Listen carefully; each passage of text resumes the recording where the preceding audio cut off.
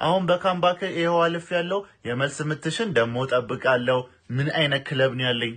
ምን አይነት በመድኃኒዓለም ጆዋ ፔድሮ ምን አይነት ተጫዋች ነው? ፕሮፌሰር ምን አይነት ቀመር ነው የቀመረው? ፈርስት ሃፍ አበላሽቶ ነበር፣ ሰከንድ ሃፍ አስተካከለው። ፓልመር ገባ 2 አሲስት። እንደገና ጆዋ ፔድሮ ደግሞ ያገባቸው ጎሎች። ሁለተኛው ጎል ምን አይነት ጎል ነው? አረ ፈጣሪ እግዚአብሔርን በቀጥታ ነው ያለፍነው። በቃ በቀጥታ 6ኛ ሆነን እኛ ግን እንለያለን። በቃ ለአሰልጣኛችን አንድ ሁላችንም ቆመን ማጨብጨብ አለብን። ለምን መሰላችሁ? ስህተት አትሳሳቱ አይባልም። የሰው ልጅ ይሳሳታል። እኔ ብዬ ማለቅም ስህተት አትሳሳቱ አይደለም፣ ግን ስህተትህን ለማረም አይርፈድብህ፣ ጊዜ አይውሰድብህ። ማንም ይሳሳታል፣ ግን ስህተትህን ለማረም ጊዜ በፈጀብህ ጊዜ ይረፍድብሃል። ህይወትም ላይ እኮ ነው። በቃ ስህተት ትሳሳታለህ። ማንም ሰው ይሳሳታል፣ ያጠፋል። ግን ጥፋትን ለማረም ከጥፋት ለመመለስ ጊዜ ሊወስድብህ አይገባም። ሰውየው ተሳሳተ፣ ሊያምሮ ሲነር በቃ ተሳሳተ። ፈርስት ሃፍ ትልቅ ስህተት ሰራ፣ ግን እሱ ስህተቱን ያስተካከለበትን ሰዓት ይሁት ፐርፌክት ታይም።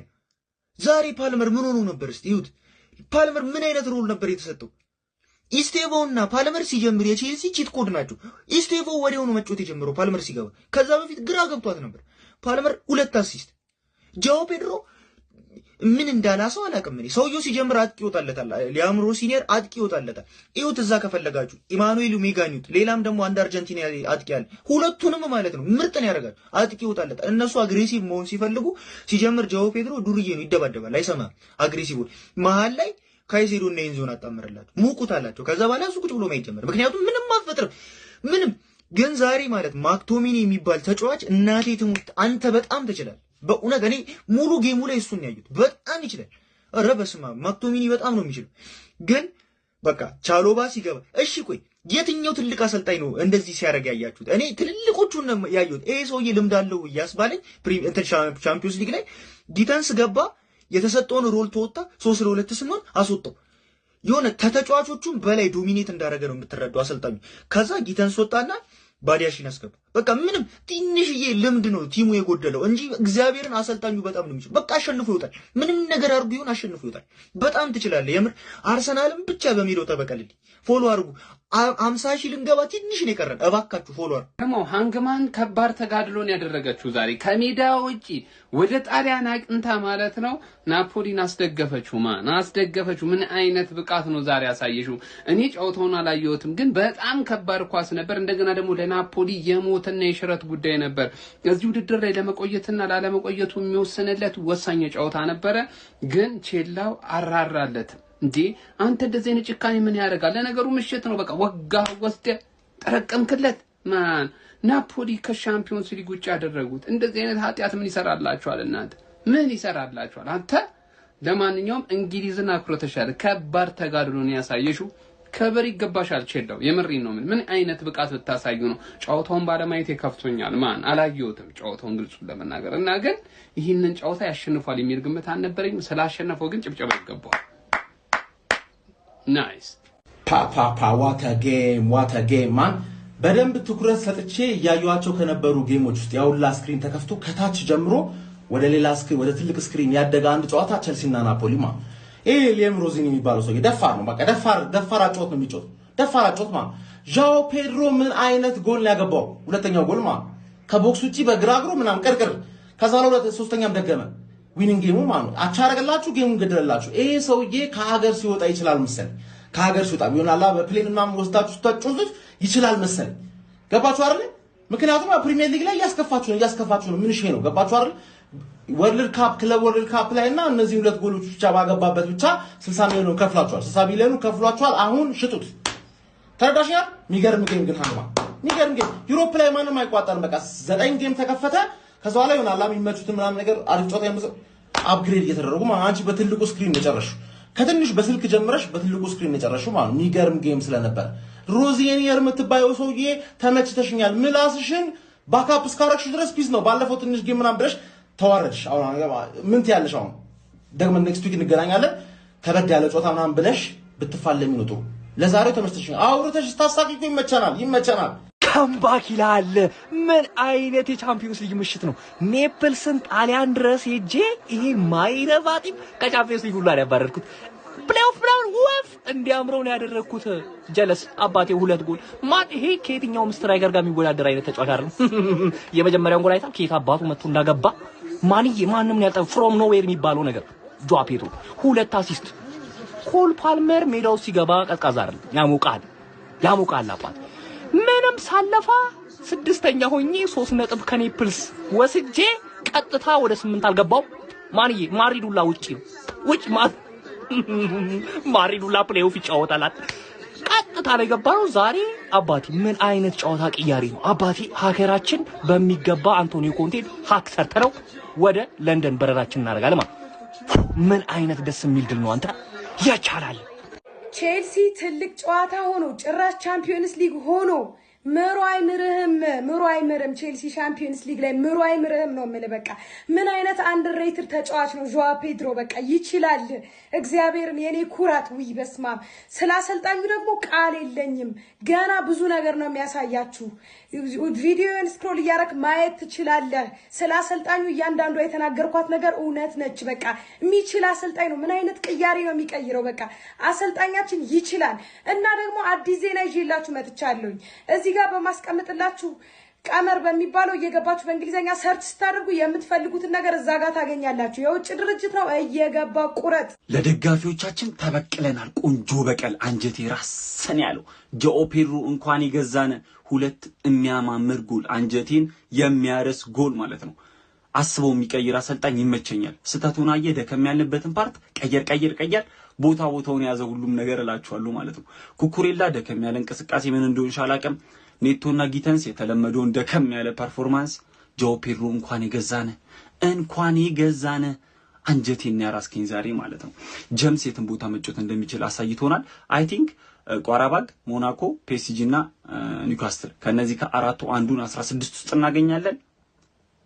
ያሸነፈን እንግዲህ መጓዝ ነው። እንኳን ደስ አላችሁ፣ ይመቻችሁ። በለው እሳት የላሰ ጨዋታ ደግሞ እዚህ ጋር ተመለከትን ጋይስ። ቼልሲ ምን አይነት ድንቅ ድል ነው የተቀዳጀው። ወደ ኔፕልስ ናፖሊ አምርቶ እንግዲህ 3-2 በሆነ ውጤት ማሸነፍ ችሏል። ለቼልሲ ቀዳሚውን ጎል በፔናልቲ ኤንዞ ፈርናንዴዝ ማስቆጠር ችለው 1-0 መምራት ቢችሉም ግን ናፖሊዎች በከፍተኛ ማጥቃት 2-1 በቬርጋራና ሆይሉንድ ጎሎች ከረፍት በፊት 2-1 ጨዋታውን ቀልብሰው ወደ መልበሻ ክፍል ቢያመሩም ከረፍት በኋላ ጆዋ ፔድሮ ወይኔ ጋይስ 2-1 ያደረገበትን ጎል ተመልከቱት። ምን አይነት ሮኬት በግራ እግሩ እንዳስቆጠረ ከቦክስ ውጪ። ከዛ በኋላም ባለቀ ሰዓት ድጋሚ 3ኛውን ጎል አስቆጥረው ጆዋ ፔድሮ ቼልሲን 3-2 በጣም ጣፋጭ ድል በኔፕልስ ናፖሊ እንዲቀዳጅ አስችሏል። ታዲያ አዲሱ የቼልሲ አሰልጣኝ ላይም ሮዜኒየርም ከመጀመሪያው 6 ጨዋታዎች 5ቱን ማሸነፍ ችሏል በሁሉም ውድድር። በምሽቱ ጨዋታም 16 ነጥቦችን በመያዝ 6ኛ ደረጃ ላይ ተቀምጠው በቀጥታ ወደ ቀጣዩ ዙር ማለፉን አረጋግጧል ሰማያዊዎቹ። ስለ ምሽቱ አስደናቂ የቼልሲዎች ድል ምን ትላላችሁ? ሐሳባችሁን ኮሜንት ሴክሽን ላይ አጋሩኝ። ሜዳ ስፖርትን ፎሎ ማድረግ እንዳትረሱ። እዚህ ጋር ደግሞ ቼላው ወንድም ጥላ 3-2 በሆነ ውጤት አሸንፏል ማለት ነው። ጆዋ ፔድሮ 2 ጎል ማስቆጠር ችሏል። አቡ ቻምፒዮንስ ሊግ ጌሞቹ እንዳለ አንድ ላይ አጭቀዋቸው እንደ አይነት ጌም ሲያስመልጡን ነበረ። ኤኒዌይስ ቼላው ፋሚሊ እንኳን ደስ ያላችሁ። አሸንፈናል አባቴ፣ ናፖሊን ገርፈናታል ማለት ነው። ግን 2 የተለያዩ ስሜቶች ነው እየተሰሙኝ ያሉት። ፈርስት ሃፍ ላይ እንዴት እንደተቃጠልኩ ነው የማውቀው። ቅጥልን ያልኩት በተጫዋቾቹ እንዳለ በአሰልጣኙ ጭምር። ምን አይነት ባክስሪ የሚባል ነገር አያስፈልገንም ከዚህ በኋላ ሁለተኛ አሰላለፍ እንዳለው። ሰከንድ ሃፍ ደግሞ ማለት ነው ኧረ በስመ አብ ትችላላችሁ እግዚአብሔርን ከና አሰልጣኙ ጭምር ማለት ነው። 2 አይነት ስሜት ነው የሰጣችሁኝ። በቃ እንችላለን፣ በቃ እኛ ቼልሲ መሆናችንን ሰከንድ ሃፍ ነው ያሳየነው። እግዚአብሔርን ይሄ ውድድር ሻምፒዮንስ ሊግ የኛ ነው፣ በቃ የኛ ነው። ልጥልጥ ነው ያደረግናል ናፖሊ። አምና ሻምፒዮን የነበሩትን እንዳለ ገርፈናቸዋል ማለት ነው። አንድ የቀረን የለም። አንድ ሻምፒዮን ሆነ ከቼልሲ ጋር እንዳትገናኝ ያልቅላል ያበቃላል ማለት ነው። ለማንኛውም ጊተንስና ፔሮኔቶ የምትባሉ ሰዎች ማለት ነው እባካችሁ ይህን ቲም ለቃችሁ ውጡልኝ። በቃ ምን አይነት ገጣባ የሆኑ ጊተንስ ሌዚ የሆነ ተጫዋች፣ አንተ ምንም ወኔ የሚባል ነገር የሌለው። ተቃጠልኩ አንተ ጉንዳን ፊት ተቃጠልኩኝ። ኩኩሬላ ደግሞ አለ በጣም ኧረ ተመለስ ኩኩሬላ ምን ሆነ ነው እንዴ? ወደ አቋሙ ተመለስልን። ፔሬኔቶ እንደ ፈረስ ከመፈርጠጥ ውጪ ምንም የምታውቀው ነገር የለም አንተ በቅሎ። ምን አይነት እንትን። ለማንኛውም ዊን ኢዝ ዊን ቶፕ 8 ውስጥ ገብተናል፣ ኳሊፋይ አድርገናል። አለቀልሽ። ግማሽ አመት ላይ አሰልጣኝ አባረርንና አሰልጣኝ ስንቀጥር ምን እንደሚፈጠር ዓለም ያወቀው ነው ማለት ነው። ጠብቁን ዝም ብላችሁ። በሌው ምን አይነት ጨዋታ ምን አይነት ጎል ነበር የተመለከትነው ጋይስ? እንኳንም ተመለከቱት ያልኩት ጨዋታ ማለት ነው። በስምንተኛ ዙር በመጨረሻው የአውሮፓ ሻምፒዮንስ ሊግ የምድብ ጨዋታ ቼልሲ ዲያጎ አርማንዶ ማራዶና ስታዲየም በመጓዝ ናፖሊን 3-2 ማሸነፍ ችሏል። የሚገርም ጨዋታ ነበር እየተመለከትነው። ድንቅ ፉክክር አይተንበት ነበር። ናፖሊ ከውድድሩ ውጪ ሆኖ ከአውሮፓ ሻምፒዮንስ ሊጉ ተሰናብቷል በዚህ ውጤት ምክንያት ማለት ነው። ቼልሲ ደግሞ 16 ነጥቦችን በመያዝ 6ኛ ደረጃ ላይ በመቀመጥ በቀጥታ ወደ ጥሎ ማለፍ ወደ 16ቱ ዙር ከሚያልፉ ቡድኖች መካከል አንዱ ራሱን ማድረግ ችሏል ማለት ነው። የሚገርም ፉክክር ነበር ግን ጨዋታው ላይ የተመለከትነው። በዚህ ጨዋታ ላይ ቼልሲዎች በኤንዞ ፈርናንዴዝ አማካኝነት 19ኛው ደቂቃ ላይ በፔናልቲ ጎል አስቆጥረው 1-0 ሲመሩ ነበር። ናፖሊዎች በቫልግራ አስደናቂ ጎል አስቆጥረው ጨዋታውን አቻ ማድረግ ቻሉ። በድጋሚ ሆይላንድ 43ኛው ደቂቃ ላይ ጎል አስቆጥረው የመጀመሪያው አጋማሽ ናፖሊ ውጤቱን በመቀልበስ 2-1 መርቶ ነበር ያጠናቀቀው። ከዛ በኋላ ግን ከሁለተኛው አጋማሽ በኋላ ጃኦ ፔድሮ የሚገራርሙ ሁለት ጎሎችን አስመልክቶን 61ኛው እና 83ኛው ደቂቃ ላይ ቼልሲ በድጋሚ ካምባክ ሰርቶ ጨዋታውን 3-2 ማሸነፍ ችሏል ማለት ነው። ኮል ፓልመር በዚህ ጨዋታ ላይ ከሁለተኛው አጋማሽ በኋላ ተቀይሮ በመግባት 2 አሲስቶችን በስሙ ማስመዝገብ ችሎ ነበረ። ለቼልሲው አለቃ ሊያም ሮሰኔር እጅግ በጣም አስደናቂ የሚባል ውጤት ይመስለኛል። አንቶኒዮ ኮንቴ ደግሞ በተቃራኒው በጣም መጥፎ የሚባል ውጤት ነው። ከፕሌይኦፍም ውጪ ናቸው። ሙሉ በሙሉ ነው ከአውሮፓ ሻምፒዮንስ ሊጉ 30ኛ ደረጃ ላይ ተቀምጠው የተሰናበቱት ማለት ነው። ለማንኛውም እናንተ ስለዚህ ጨዋታ ምን ትላላችሁ? ሐሳባችሁን ኮሜንት ሴክሽን ላይ አካፍሉኝ። የፕላስ ምልክቱን መጫን እንዳትረሱ። The comeback is complete ይልሃል። ጨዋታውን ቀይረነዋል። ሊያም ሮዚነር the mathematician ኮል ፓልመር የሚባል ቁንጨራን ይዘን ገባን። ሰከንድ አፍ ላይ እኛ ደግሞ በተራችን ወጋ ናቸው።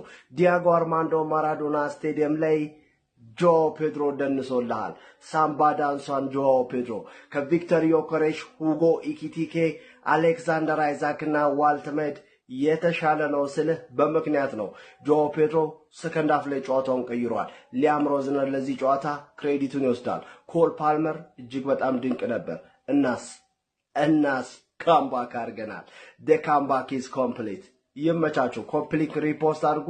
ብሉስ ፋሚሊ ለተሳትፎ አይደለም የምንመጣው ቻምፒየንስ ሊግ ላይ ለተሳትፎ አይደለም የምንመጣው። እንገናኛለን። ሁልሽንም አገኝሻለሁ።